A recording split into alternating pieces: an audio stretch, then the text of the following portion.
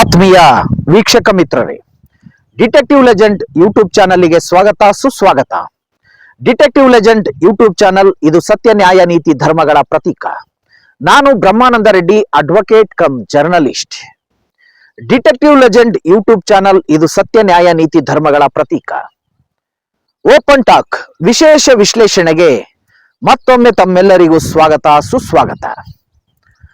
ಕರ್ನಾಟಕ ರಾಜ್ಯದಲ್ಲಿ ಘನ ಗೌರವಾನ್ವಿತವಾಗಿರ್ತಕ್ಕಂಥ ದಿಟ್ಟ ಧೀಮಂತ ಆದರ್ಶ ಮೇರು ವ್ಯಕ್ತಿತ್ವದ ಮಹಾನ್ ರಾಜಕಾರಣಿಯಾಗಿರ್ತಕ್ಕಂಥ ಮಾಜಿ ಮುಖ್ಯಮಂತ್ರಿಗಳಾಗಿರ್ತಕ್ಕಂಥ ಎಸ್ ಸಿದ್ದರಾಮಯ್ಯರವರು ಮಾಜಿ ಮುಖ್ಯಮಂತ್ರಿಗಳಾಗಲು ಕಾರಣಕರ್ತರಾಗಿರುವವರ ಬಗ್ಗೆ ಈ ದಿನ ವರದಿಯನ್ನ ಪ್ರಕಟಿಸ್ತೇನೆ ಅಂತಕ್ಕಂಥ ವಿಷಯವನ್ನ ನಾನು ಕಳೆದ ಸಂಚಿಕೆಯಲ್ಲಿ ಪ್ರಸ್ತಾಪ ಮಾಡಿದ್ದೆ. ಎಸ್ ಸಿದ್ದರಾಮಯ್ಯರವರ ರಾಜೀನಾಮೆಗೆ ಕಾರಣರಾದಂತಹ ಆ ಮೂಲ ಕಾಂಗ್ರೆಸ್ಸಿನ ಘಟಾನುಘಟಿ ರಾಜಕಾರಣಿಗಳು ಯಾರು ಅನ್ನೋದಾದ್ರೆ, ಒಂದನೇದಾಗಿ ಹಾಲಿ ಮುಖ್ಯಮಂತ್ರಿಗಳಾಗಿರ್ತಕ್ಕಂಥ ಡಿ.ಕೆ. ಶಿವಕುಮಾರ್ ಅವರು, ಮತ್ತು ಎರಡನೇದಾಗಿ ಹಾಲಿ ಉಪಮುಖ್ಯಮಂತ್ರಿಗಳಾಗಿರ್ತಕ್ಕಂತಹ ಡಾಕ್ಟರ್ ಜಿ. ಪರಮೇಶ್ವರ್ ಅವರು ಅಂತಕ್ಕಂಥ ಮಾತನ್ನ ನಾನು ಹೇಳಿದ್ರೆ ಖಂಡಿತ ಕೆಲವರು ಅಚ್ಚರಿ ಪಡಬಹುದು, ಕೆಲವರು ರಾಜಕೀಯವಾಗಿರ್ತಕ್ಕಂಥ ಆಳವಾದ ಜ್ಞಾನವನ್ನ ಹೊಂದಿರತಕ್ಕಂಥವ್ರು ಅಚ್ಚರಿ ಪಡಬೇಕಾಗಿರ್ತಕ್ಕಂಥ ಪ್ರಮೇಯಗಳು ಇಲ್ಲಿ ಉದ್ಭವಿಸುವುದಿಲ್ಲ. ಇವಾಗ ಬಿ.ಕೆ. ಹರಿಪ್ರಸಾದ್ ಅವರು ಕೆಪಿಸಿಸಿ ಅಧ್ಯಕ್ಷರಾಗಿದ್ದಾರೆ. ಅವರು ಮಂತ್ರಿಗಳಾಗಲಿಲ್ಲ ಅನ್ನುವ ಕಾರಣಕ್ಕಾಗಿ ಆ ಡಿ.ಕೆ. ಶಿವಕುಮಾರ್ ಅವರ ಬಣದಲ್ಲಿ ಕಳೆದ 3 ವರ್ಷದ ಕಾಂಗ್ರೆಸ್ ಆಡಳಿತದಲ್ಲಿ 2 ವರ್ಷಗಳ ಕಾಲ ಡಿ.ಕೆ. ಶಿವಕುಮಾರ್ ಅವರ ರಾಜಕೀಯವಾಗಿರ್ತಕ್ಕಂಥ ವಜ್ರ ಖಚಿತವಾಗಿರ್ತಕ್ಕಂಥ ರಕ್ಷಾ ಕವಚದ ರೀತಿಯಲ್ಲಿ ನಿಂತಿದ್ದು ಹಾಲಿ ಕೆಪಿಸಿಸಿ ಅಧ್ಯಕ್ಷರಾಗಿರ್ತಕ್ಕಂಥ ಬಿ.ಕೆ. ಹರಿಪ್ರಸಾದ್ ರವರು. ಇದು ಜಗತ್ತಿಗೆ ಗೊತ್ತಿರ್ತಕ್ಕಂಥ ಸತ್ಯ. ಕಳೆದ 1 ವರ್ಷ ಏನು ನಮ್ಮ ಎಸ್ ಸಿದ್ದರಾಮಯ್ಯರವರು ಆ ಮಾಜಿ ಮುಖ್ಯಮಂತ್ರಿಗಳಾದ್ರಲ್ಲ, ಈ ರಾಜೀನಾಮೆಯನ್ನ ಕೊಡುವುದಕ್ಕಿಂತ ಮುಂಚೆ 1 ವರ್ಷಗಳ ಕಾಲ ಈ ಹಾಲಿ ಕೆಪಿಸಿಸಿಯ ಅಧ್ಯಕ್ಷರಾಗಿರ್ತಕ್ಕಂಥ ಬಿ.ಕೆ. ಹರಿಪ್ರಸಾದ್ ರವರು ಸಿದ್ದರಾಮಯ್ಯರವರ ಬಣದ ವಜ್ರ ಖಚಿತವಾದ ಒಂದು ಅದ್ಭುತವಾದ ಕೋಟೆಯನ್ನ ನಾನು ಕಟ್ಟಿದ್ದೇನೇನೋ ಅನ್ನುವಷ್ಟರ ಮಟ್ಟಿಗೆ ಬಿ.ಕೆ. ಹರಿಪ್ರಸಾದ್ ರವರು ಸಿದ್ದರಾಮಯ್ಯರವರ ಬಣದಲ್ಲಿ ಗುರುತಿಸಿಕೊಂಡಿದ್ದು ಉಂಟು. ಮತ್ತೆ ಮುಂದುವರೆದು ಸಿದ್ದರಾಮಯ್ಯರವರ ಪರವಾಗಿ ಹೇಳಿಕೆಗಳನ್ನು ಕೊಟ್ಟಿರ್ತಕ್ಕಂಥದ್ದನ್ನು ನಾವೆಲ್ಲರೂ ಗಮನಿಸಿದ್ದೇವೆ. ಮತ್ತು ಇನ್ನು ಮುಂದುವರೆದು ಅವರು ಡಿ.ಕೆ. ಶಿವಕುಮಾರ್ ರವರ ವಿರುದ್ಧ ಕಳೆದ 1 ವರ್ಷದಲ್ಲಿ ಹೇಳಿಕೆ ಕೊಟ್ಟಿರ್ತಕ್ಕಂಥದ್ದನ್ನ ಇಲ್ಲಿ ನಾವು ಗಮನಿಸಿದ್ದೇವೆ.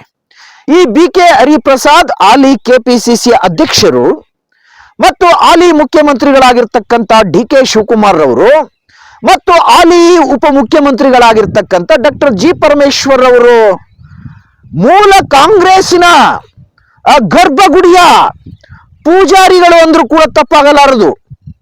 ಇವರು ಮೂಲ ಕಾಂಗ್ರೆಸ್ಸಿಗರು.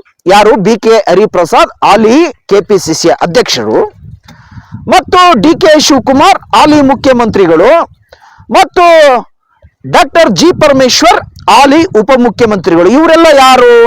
ಕಾಂಗ್ರೆಸ್ ಪಕ್ಷದ, ಅದರಲ್ಲೂ ಮೂಲ ಕಾಂಗ್ರೆಸ್ಸಿನ ಗರ್ಭಗುಡಿ ಸಂಸ್ಕೃತಿಯ ಪೂಜಾರಿಗಳು.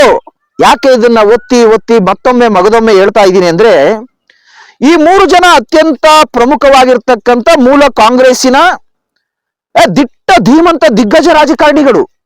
ಅದರಲ್ಲಿ ನಾನು ಬಿ.ಕೆ. ಹರಿಪ್ರಸಾದ್ ರವರ ವಿಚಾರವನ್ನ ಕೊನೆಯಲ್ಲಿ ನಾನು ಪ್ರಸ್ತಾಪ ಮಾಡ್ತೇನೆ. ಇವಾಗ ನಮ್ಮ ಡಿ.ಕೆ. ಶಿವಕುಮಾರ್ ಅವರು ಹಾಲಿ ಮುಖ್ಯಮಂತ್ರಿಗಳು, ಘನ ಗೌರವಾನ್ವಿತ ಮುಖ್ಯಮಂತ್ರಿಗಳು, ದಿಟ್ಟ ಧೀಮಂತ ಮುಖ್ಯಮಂತ್ರಿಗಳು.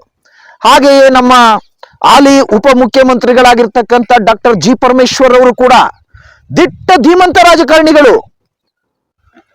ಇವರು D K. Shivakumar and doctor G. Parameshwar ಏನು 2028ರ ಲೋಕಸಭೆಯ ಚುನಾವಣೆಯಲ್ಲಿ ನಾವು ಮತ್ತೊಮ್ಮೆ ಕಾಂಗ್ರೆಸ್ಸಿನ ಅಧಿಕಾರದ ಗದ್ದಿಗೆಯಲ್ಲಿ ವಿರಾಜಮಾನರಾಗಿ ಅಧಿಕಾರದ ಚುಕ್ಕಾಣಿಯನ್ನ ಹಿಡಿದು ವಿಜೃಂಭಿಸುತ್ತೇವೆ ಅಂತ ಹೇಳಿಕೆಗಳನ್ನ ಕೊಡ್ತಾ ಇದಾರಲ್ಲ, ಇದೇ ಡಿ ಕೆ ಶಿವಕುಮಾರ್ ಹಾಲಿ ಮುಖ್ಯಮಂತ್ರಿಗಳು ಮತ್ತು ಇದೇ ಪರಮೇಶ್ವರ್, ಡಾಕ್ಟರ್ ಜಿ ಪರಮೇಶ್ವರ್ ಉಪಮುಖ್ಯಮಂತ್ರಿಗಳು 2023 ಸಾರ್ವತ್ರಿಕವಾಗಿರ್ತಕ್ಕಂಥ ವಿಧಾನಸಭೆಯ ಚುನಾವಣೆಗಳಿಗಿಂತ ಮುಂಚೆ ಒಂದು ಮ್ಯಾಚ್ ಫಿಕ್ಸಿಂಗ್ ಅನ್ನ ಮಾಡ್ಕೋತಾರೆ. ಯಾರು?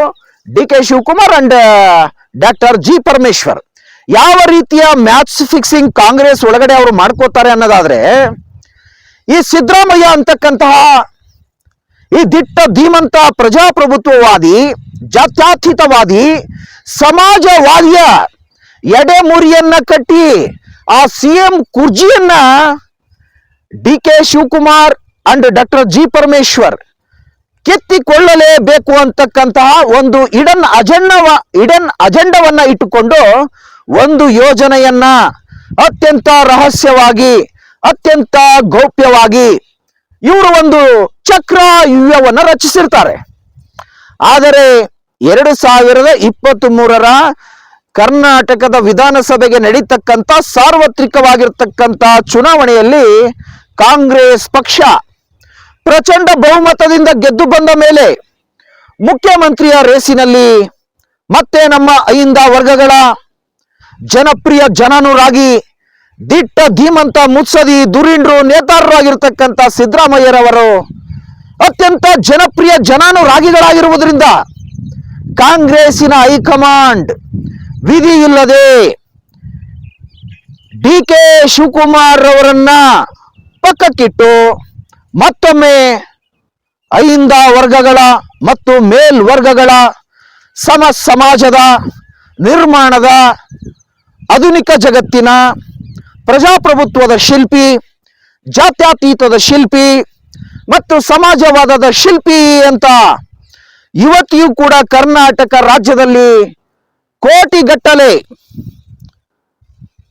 ಒರಿಜಿನಲ್ ಆಗಿರ್ತಕ್ಕಂಥ ಅಭಿಮಾನಿಗಳನ್ನ ಹೊಂದಿರತಕ್ಕಂಥ ಎಸ್ ಸಿದ್ದರಾಮಯ್ಯರವರಿಗೆ ಕಾಂಗ್ರೆಸ್ ಹೈಕಮಾಂಡ್ ರತ್ನಗಂಬಳಿಯ ಸ್ವಾಗತ ಸುಸ್ವಾಗತದೊಂದಿಗೆ ಕರ್ನಾಟಕದ ಮುಖ್ಯಮಂತ್ರಿಗಳನ್ನಾಗಿ 2023 ವಿಧಾನಸಭೆಯ ಚುನಾವಣೆಯ ಗೆಲುವಿನ ನಂತರ ಮತ್ತೆ ಸಿದ್ದರಾಮಯ್ಯರವರನ್ನ 2ನೇ ಅವಧಿಗೆ ಮಾನ್ಯ ಮುಖ್ಯಮಂತ್ರಿಗಳನ್ನಾಗಿ ನೇಮಕ ಮಾಡುವಂತಹ ಸಂದರ್ಭದಲ್ಲಿ ಕಾಂಗ್ರೆಸ್ ಹೈಕಮಾಂಡ್ ಏನು ಈ ನಮ್ಮ ಮೂಲ ಕಾಂಗ್ರೆಸ್ಸಿಗರು, ಮೂಲ ಕಾಂಗ್ರೆಸ್ಸಿನ ಗರ್ಭಗುಡಿಯ ಸಂಸ್ಕೃತಿಯ ಪೂಜಾರಿಗಳಾಗಿರ್ತಕ್ಕಂಥ ಡಿ ಕೆ ಶಿವಕುಮಾರ್ ಮತ್ತು ಡಾಕ್ಟರ್ ಜಿ ಪರಮೇಶ್ವರ್ ಮತ್ತು ಇನ್ನೂ ಮುಂದುವರೆದು ಹೇಳೋದಾದ್ರೆ ನಮ್ಮ ಘನ ಗೌರವಾನ್ವಿತ ರಾಷ್ಟ್ರೀಯ ನಾಯಕರಾಗಿರ್ತಕ್ಕಂಥ ಮಲ್ಲಿಕಾರ್ಜುನ್ ಖರ್ಗೆ ರವರು, ಬಿ ಕೆ ಹರಿಪ್ರಸಾದ್ ರವರು, ಈ ತರ ಹೇಳ್ತಾ ಹೋದ್ರೆ ನಮ್ಮ ಮೂಲ ಕಾಂಗ್ರೆಸ್ಸಿನ ಗರ್ಭಗುಡಿ ಸಂಸ್ಕೃತಿಯ ಪೂಜಾರಿಗಳ ಒಂದು ದೊಡ್ಡ ಪಟ್ಟಿ ಇದೆ.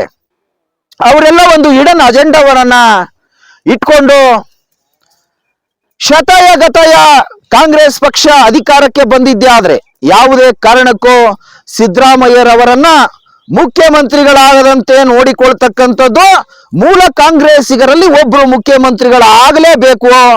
ಅದರಲ್ಲೂ ವಿಶೇಷವಾಗಿ ಆಗದಾದ್ರೆ ಒಂದು ಡಿ ಕೆ ಶಿವಕುಮಾರ್ ಅವರು ಮುಖ್ಯಮಂತ್ರಿಗಳಾಗಬೇಕು, ಇಲ್ಲದೆ ಹೋದ್ರೆ ಡಾಕ್ಟರ್ ಜಿ ಪರಮೇಶ್ವರ್ ಅವರು ಮುಖ್ಯಮಂತ್ರಿಗಳಾಗಬೇಕು ಅಂತಕ್ಕಂತಹ ಇಡನ್ ಅಜೆಂಡವನ್ನ ನಮ್ಮ ಹಾಲಿ ಮುಖ್ಯಮಂತ್ರಿಗಳಾಗಿರ್ತಕ್ಕಂಥ ಡಿ ಕೆ ಶಿವಕುಮಾರ್ ಮತ್ತು ಹಾಲಿ ಉಪಮುಖ್ಯಮಂತ್ರಿಗಳಾಗಿರ್ತಕ್ಕಂಥ ಡಾಕ್ಟರ್ ಜಿ ಪರಮೇಶ್ವರ್ ಆಲ್ರೆಡಿ ಒಂದು ಇಡನ್ ಅಜೆಂಡವನ್ನ 2023 ಸಾರ್ವತ್ರಿಕವಾಗಿರ್ತಕ್ಕಂಥ ವಿಧಾನಸಭೆಯ ಚುನಾವಣೆಗಿಂತ ಮುಂಚೆನೆ ಡಾಕ್ಟರ್ ಜಿ ಪರಮೇಶ್ವರ್ ಮತ್ತು ಡಿ ಕೆ ಶಿವಕುಮಾರ್ ಒಂದು ಇಡನ್ ಅಜೆಂಡಾ, ಒಂದು ಒಳ ಒಪ್ಪಂದವನ್ನ ಮಾಡಿಕೊಂಡಿರ್ತಾರೆ. ಆದ್ರೆ ಸಿದ್ದರಾಮಯ್ಯರವರ ಈ ಜನಪ್ರಿಯತೆ ಇತ್ತಲ್ಲ, ಆ ಜನಪ್ರಿಯತೆಯಿಂದ ಕಂಗಾಲಾದಂತ ಹೈಕಮಾಂಡ್ ಮತ್ತು D K Shivakumar, doctor G Parameshwar ವಿಧಿ ಇಲ್ಲದೆ 2ನೇ ಅವಧಿಗೆ ಸಿದ್ದರಾಮಯ್ಯರವರನ್ನ ಮುಖ್ಯಮಂತ್ರಿಗಳನ್ನಾಗಿ ಮಾಡಿದಂತ ಸಂದರ್ಭದಲ್ಲಿ ಹೈಕಮಾಂಡಿನ ವಿರುದ್ಧ ಸೊಲ್ಲೆತ್ತಲಾಗದೆ, ದನಿ ಎತ್ತಲಾಗದೆ, ಅವರು ಅಲ್ಲಿ ಪ್ರತಿಭಟಿಸಲಾಗದೆ ಕೊನೆಗೆ ಸಿದ್ದರಾಮಯ್ಯರವರನ್ನ ಒಂದು ಇಕ್ಕಟ್ಟಿನ ಒಂದು ಒತ್ತಡದ ಒಂದು ಪರಿಸರ ವಾತಾವರಣ ಸನ್ನಿವೇಶದಲ್ಲಿ ಅವ್ರನ್ನ ಕಟ್ಟಿ ಹಾಕಿ 2.5 ವರ್ಷಕ್ಕೆ ಸಿದ್ದರಾಮಯ್ಯರವರು ಮುಖ್ಯಮಂತ್ರಿಗಳು, ಇನ್ನು 2.5 ವರ್ಷಕ್ಕೆ ಡಿ.ಕೆ. ಶಿವಕುಮಾರ್ ಅವರು ಮುಖ್ಯಮಂತ್ರಿಗಳು ಅಂತಕ್ಕಂತಹ ಒಂದು ಫಾರ್ಮುಲಾವನ್ನ ಇವರು ಕಂಡು ಹಿಡಿದುಕೊಂಡು ಆ ಫಾರ್ಮುಲಾವನ್ನ ಇಟ್ಟುಕೊಂಡು ಹೈಕಮಾಂಡಿನಲ್ಲಿ ಒಂದು ಫಾರ್ಮುಲಾ, ಡಿ.ಕೆ. ಶಿವಕುಮಾರ್ ಅಲ್ಲಿ ಒಂದು ಫಾರ್ಮುಲಾ ಮತ್ತು ಡಾಕ್ಟರ್ ಜಿ ಪರಮೇಶ್ವರ್ ಹತ್ರ ಒಂದು ಫಾರ್ಮುಲಾ. ಇವರು ಫಾರ್ಮುಲಾವನ್ನೇ ಕಂಡುಹಿಡಿದು ಬಿಡ್ತಾರೆ ಡೆಮೋಕ್ರಸಿ ಒಳಗಡೆ. ಅದೆಂತ ಫಾರ್ಮುಲಾ ಅಂದ್ರೆ, ಕರ್ನಾಟಕ ರಾಜ್ಯದ ದಿಟ್ಟ ಧೀಮಂತ ದಿಗ್ಗಜ ಮುತ್ಸದಿ ನೇತಾರ ಧುರೀಣರಾಗಿರ್ತಕ್ಕಂಥ ಸಿದ್ದರಾಮಯ್ಯರವರ ರಾಜಕೀಯದ ಏನು ಜನಪರ, ಜೀವಪರ ಮತ್ತು ಪ್ರಜಾಪ್ರಭುತ್ವದ ಪರ, ಜಾತ್ಯತೀತದ ಪರ ಮತ್ತು ಸಮಾಜವಾದದ ಪರ ಕರ್ನಾಟಕದ ಜನತೆಯ ಮೇಲೆ ಸಿದ್ದರಾಮಯ್ಯರವರಿಗೆ ಇದ್ದಂತಹ ಕಾಳಜಿಯನ್ನ, ಕಳಕಳಿಯನ್ನ ಅವರು ಪ್ರಜಾಪ್ರಭುತ್ವದಲ್ಲಿ ಒಸಗಿ ಹಾಕ್ತಕ್ಕಂಥ ಒಂದು ಕೆಲಸಕ್ಕೆ, ಕೈಂಕರ್ಯಕ್ಕೆ DK. Shivakumar and doctor G Parameshwar ಅತ್ಯಂತ ವ್ಯವಸ್ಥಿತವಾಗಿ ಒಂದು ಈಡನ್ ಅಜೆಂಡಾವನ್ನ ಇಟ್ಟುಕೊಂಡು ಹೋಗಿ ಕಾಂಗ್ರೆಸ್ಸಿನ ಹೈಕಮಾಂಡಿನ ಮುಂದೆ ತರಹೇವಾರಿ ಕತೆಗಳನ್ನ ಕಟ್ಟಿ ಸಿದ್ದರಾಮಯ್ಯರವರನ್ನ ಈಗ ರಾಜೀನಾಮೆ ಕೊಡುವಂತೆ ಮಾಡಿದ್ದಾರೆ. ಸಿದ್ದರಾಮಯ್ಯರವರು ರಾಜೀನಾಮೆ ಕೊಟ್ಟು ಯಥಾ ಪ್ರಕಾರ ಅವರು ದಿವ್ಯ ಮೌನಕ್ಕೆ ಶರಣಾಗಿದ್ದಾರೆ. ಸಿದ್ದರಾಮಯ್ಯರವರ ದಿವ್ಯ ಮೌನ ಖಂಡಿತವಾಗಿಯೂ ಕಾಂಗ್ರೆಸ್ ಪಕ್ಷದ ಪಾಲಿಗೆ ಅತ್ಯಂತ ದುಬಾರಿಯಾಗುತ್ತದೆ ಅಂತಕ್ಕಂಥ ವಿಚಾರದಲ್ಲಿ ಎರಡು ಮಾತಿಲ್ಲ. ಖಂಡಿತವಾಗಿಯೂ ಸಿದ್ದರಾಮಯ್ಯರವರು ಇವತ್ತು ಕರ್ನಾಟಕ ರಾಜ್ಯದಲ್ಲಿ ಡಿ.ಕೆ. ಶಿವಕುಮಾರ್ ಅವರು ಮುಖ್ಯಮಂತ್ರಿಗಳಾಗಿರ್ಬೋದು, ಡಾಕ್ಟರ್ ಜಿ ಪರಮೇಶ್ವರ್ ಅವರು ಉಪಮುಖ್ಯಮಂತ್ರಿಗಳಾಗಿರ್ಬೋದು, ಆದ್ರೆ ಸಿದ್ದರಾಮಯ್ಯರವರ ವರ್ಚಸ್ಸಿದೆಯಲ್ಲ, ಇವಾಗ ಕೆಲವು ಡಿ.ಕೆ. ಶಿವಕುಮಾರ್ ಅವರ ಬಟ್ಟಂಗಿಗಳ ತರ ಸುದ್ದಿ ಮಾಡ್ತಕ್ಕಂಥ ಮಾಧ್ಯಮಗಳು, ಡಿ.ಕೆ. ಶಿವಕುಮಾರ್ ಕೊಡ್ತಕ್ಕಂಥ ಕಿಕ್ ಬ್ಯಾಕ್ ಅಲ್ಲಿ ಸುದ್ದಿ ಮಾಡ್ತಕ್ಕಂಥ ಮಾಧ್ಯಮಗಳು, ಡಿ.ಕೆ. ಶಿವಕುಮಾರ್ ಅವರ ಗುಲಾಮ್ಗಿರಿ ಚಾಕ್ರಿಯನ್ನ ಮಾಡ್ತಕ್ಕಂಥ ಆಳುವವರ ಅರಸೊಟ್ಟಿಗೆಯನ್ನ ಮೆರೆಸ್ತಕ್ಕಂಥ ಮಾಧ್ಯಮಗಳು ಸಿದ್ದರಾಮಯ್ಯರವರು ರಾಜೀನಾಮೆ ಕೊಟ್ಟಂತ ಸಂದರ್ಭದಲ್ಲಿ ಇಡೀ ಕರ್ನಾಟಕದ ರಾಜ್ಯದಾದ್ಯಂತ ಸಿದ್ದರಾಮಯ್ಯರ ಪರವಾಗಿ ಕೋಟಿಗಟ್ಟಲೆ ಜನ ಭಾರಿ ಬೃಹತ್ ಪ್ರಮಾಣದಲ್ಲಿ ಪ್ರತಿಭಟನೆಗಳನ್ನ ಮಾಡಬೇಕಾಗಿತ್ತು ಅಂತಕ್ಕಂತಹ ಆಲಾಪವನ್ನ, ಪ್ರಲಾಪವನ್ನ ತಮ್ಮ ಸುದ್ದಿಗಳಲ್ಲಿ ವ್ಯಕ್ತಪಡಿಸಿದ್ದಾರೆ. ಆದರೆ ನಾನು ಈ ದಿನ ಡಿ.ಕೆ. ಶಿವಕುಮಾರ್ ಬಟ್ಟಂಗಿಗಳಾಗಿ ಕೆಲಸ ಮಾಡ್ತಕ್ಕಂಥ ಪತ್ರಕರ್ತರಿಗೆ, ಮಾಧ್ಯಮದ ಮಿತ್ರರಿಗೆ ಒಂದು ಓಪನ್ ಚಾಲೆಂಜ್ ಅನ್ನ ಹಾಕ್ತಾ ಇದ್ದೀನಿ. ಮಾಧ್ಯಮದ ಮಿತ್ರರೇ, ಸಿದ್ದರಾಮಯ್ಯರವರು ಮನಸ್ಸು ಮಾಡಿ ಒಂದೇ ಒಂದು ಗ್ರೀನ್ ಸಿಗ್ನಲ್ ಅನ್ನ ಅಹಿಂದ ವರ್ಗಗಳಿಗೆ ಕೊಟ್ಟಿದ್ದಿದ್ರೆ ಖಂಡಿತವಾಗಿಯೂ ಕೂಡ ಕರ್ನಾಟಕ ರಾಜ್ಯ ಅಂತಕ್ಕಂಥದ್ದು ನಿಜಕ್ಕೂ ಕೂಡ ಒಂದು ದೊಡ್ಡ ಪ್ರತಿಭಟನೆಗೆ ಸಾಕ್ಷಿ ಆಗ್ತಿತ್ತು. ಕೋಟಿಗಟ್ಟಲೆ ಜನ, ಅದು ಅಹಿಂದ ವರ್ಗದವರು ಇರ್ಬೋದು, ಮೇಲ್ವರ್ಗದವರು ಇರ್ಬೋದು, ಬ್ರಾಹ್ಮಣರು ಇರ್ಬೋದು, ಲಿಂಗಾಯತರು ಇರ್ಬೋದು, ಒಕ್ಕಲಿಗರು ಇರ್ಬೋದು, ಪ್ರತಿಯೊಬ್ಬೊಬ್ಬರು ಕೂಡ ಕೋಟಿಗಟ್ಟಲೆ ಜನ ಸಿದ್ದರಾಮಯ್ಯರವರು ರಾಜೀನಾಮೆಯನ್ನ ಕೊಡುವಂತ ಒಂದು ಪ್ರಮೇಯ, ಪ್ರಸಂಗ, ಸಂದರ್ಭವನ್ನ ಒದಗಿಸಿಕೊಟ್ಟಾಗ ಹೈಕಮಾಂಡ್, ಅಂತ ಸಂದರ್ಭದಲ್ಲಿ ಖಂಡಿತವಾಗಿಯೂ ಕೋಟಿಗಟ್ಟಲೆ ಜನ ಕರ್ನಾಟಕದ ಉದ್ದಗಲಕ್ಕೂ ಬೀದಿಗಿಳಿದು ಹೋರಾಟ ಮಾಡೋದಲ್ಲದೆ ದೇಶದ ರಾಜಧಾನಿ ದೆಹಲಿಯಲ್ಲಿ, ಅದರಲ್ಲೂ ಸೋನಿಯಾ ಗಾಂಧಿರವರ ಮನೆಯ ಮುಂದೆ, ರಾಹುಲ್ ಗಾಂಧಿರವರ ಮನೆಯ ಮುಂದೆ ಭಾರಿ ಬೃಹತ್ ಪ್ರತಿಭಟನೆಯನ್ನ ಮಾಡಿಬಿಡ್ತಿದ್ರು. ಆದ್ರೆ ಸಿದ್ದರಾಮಯ್ಯರವರು ಸುಸಂಸ್ಕೃತ ಸಜ್ಜನ ರಾಜಕಾರಣಿ, ಎಲ್ಲೂ ಕೂಡ ತಮ್ಮ ಮೇಲೆ, ತಮ್ಮ ರಾಜಕೀಯ ವ್ಯಕ್ತಿತ್ವದ ಮೇಲೆ ಒಂದು ಕಪ್ಪು ಚುಕ್ಕೆ ಕೂಡ ಇರಬಾರದು ಅನ್ನುವಂತ ಒಂದೇ ಒಂದು ಕಾರಣಕ್ಕಾಗಿ ಅವರು ಎಲ್ಲೂ ಕೂಡ ಪ್ರತಿಭಟನೆ ಆಗದಂತೆ ಈ ಕರ್ನಾಟಕವನ್ನ, ಏನು ರಾಷ್ಟ್ರಕವಿ ಕುವೆಂಪುರವರು ಹೇಳಿದ್ರಲ್ಲ, ಸರ್ವ ಜನಾಂಗದ ಶಾಂತಿಯ ತೋಟ, ರಸಿಕರ ಕಂಗಳ ಸೆಳೆಯುವ ನೋಟ ಅನ್ನುವಷ್ಟರ ಮಟ್ಟಿಗೆ ಒಂದು ಶಾಂತಿಯನ್ನ ಕಾಪಾಡಿಕೊಂಡು ಬರ್ತಕ್ಕಂಥ ನಿಟ್ಟಿನಲ್ಲಿ ಸಿದ್ದರಾಮಯ್ಯರವರು ತಮ್ಮ ರಾಜಕೀಯ ಜೀವನದಲ್ಲಿ ಅದು ರಾಜೀನಾಮೆ ಕೊಡುವಂತ ಸಂದರ್ಭದಲ್ಲೂ ಕೂಡ ಅವರು ರಾಜಕೀಯ ಚರಿತ್ರೆಯಲ್ಲಿ, ಇತಿಹಾಸದಲ್ಲಿ, ಪರಂಪರೆಯಲ್ಲಿ ಅವರು ಒಂದು ತ್ಯಾಗ ಬಲಿದಾನದ ಬದುಕನ್ನ ಬದುಕಿ ಎಲ್ಲ ಅಹಿಂದ ವರ್ಗಗಳಿಗೆ, ಕೋಟಿಗಟ್ಟಲೆ ಅಭಿಮಾನಿಗಳಿಗೆ ಯಾವುದೇ ಪ್ರತಿಭಟನೆಯನ್ನ ಮಾಡದಂತೆ ಅವರು ಒಂದು ಸೂಚನೆ ಕೊಟ್ಟಿದ್ರಲ್ಲ. ಆ ಎಲ್ಲ ಸಂಗತಿಗಳನ್ನು ನಾವು ತಲಸ್ಪರ್ಶಿಯಾಗಿ ವಿಮರ್ಶೆ ಮಾಡೋದಾದ್ರೆ ಸಿದ್ದರಾಮಯ್ಯರವರ ರಾಜಕೀಯ ಜೀವನದ ಆ ಮೇರು ವ್ಯಕ್ತಿತ್ವದ ಔದಾರ್ಯಗಳನ್ನ ನಾವಿಲ್ಲಿ ಗುರುತಿಸಬೇಕಾಗುತ್ತೆ. ಇತಿಹಾಸದ ಪುಟದಲ್ಲಿ ದಾಖಲಿಸಿ ಕಾಪಿಟ್ಟು ಕಾಪಾಡಿ ಮುಂದಿನ ಪೀಳಿಗೆಗೆ ಅದನ್ನ ನಾವು ಆದರ್ಶವಾಗಿ ತೆಗೆದುಕೊಳ್ಳಬೇಕಾಗುತ್ತದೆ. ಆದ್ರೆ ಇವತ್ತು ಮೂಲ ಕಾಂಗ್ರೆಸ್ಸಿನ ಗರ್ಭಗುಡಿ ಸಂಸ್ಕೃತಿಯ ಆ ಡಿ.ಕೆ. ಶಿವಕುಮಾರ್ ಮತ್ತು ಡಾಕ್ಟರ್ ಜಿ. ಪರಮೇಶ್ವರ್ ಸಿದ್ದರಾಮಯ್ಯರವರ ಸಿಎಂ ಕುರ್ಜಿಯನ್ನ ಮತ್ತು ಸ್ಥಾನಮಾನ, ಹುದ್ದೆ, ಗೌರವಗಳನ್ನ ಕಿತ್ತಿಕೊಳ್ಳುವುದರಲ್ಲಿ ಅವರು ಯಶಸ್ವಿ ಆಗಿರ್ಬೋದು.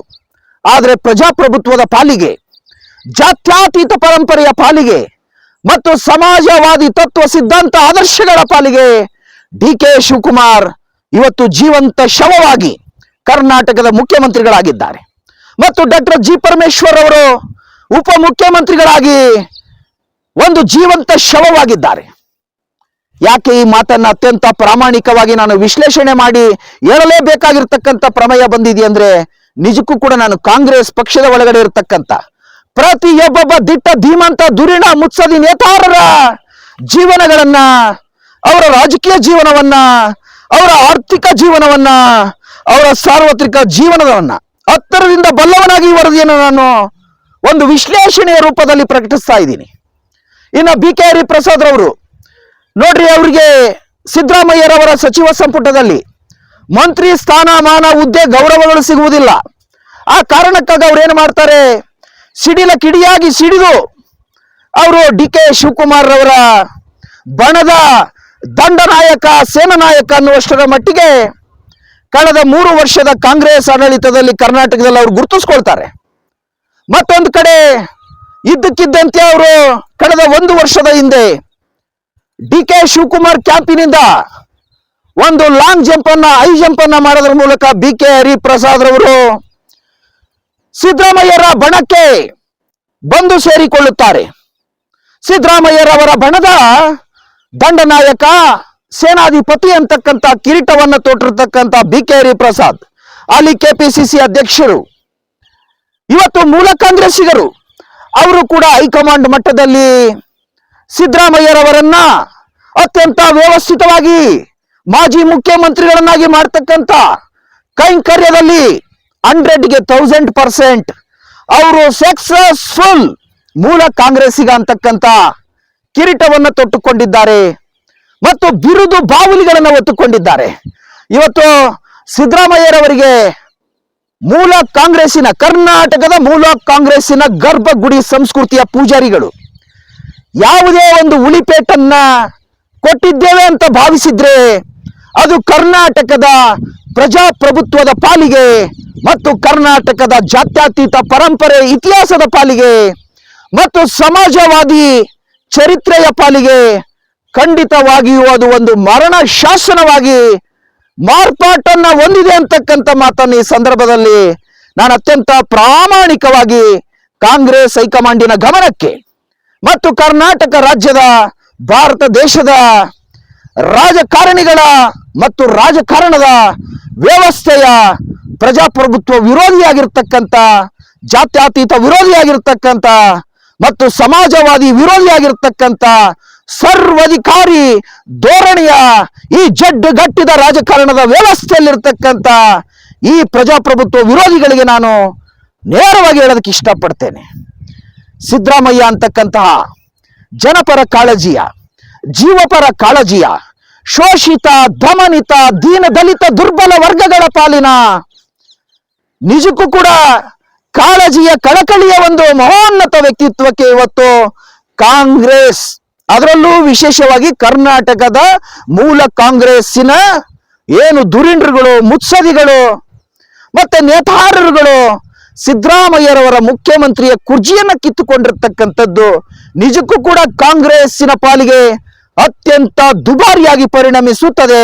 ಮುಂದಿನ ಚುನಾವಣೆಗಳಲ್ಲಿ ನಿಜಕ್ಕೂ ಕೂಡ ಹಿಂದೆ ಬಿಜೆಪಿ ಹೈಕಮಾಂಡ್ ಮಾಡಿದಂತ ತಪ್ಪನ್ನ ಇವತ್ತು ಕಾಂಗ್ರೆಸ್ಸಿನ ಹೈಕಮಾಂಡ್ ಮಾಡಿದೆ.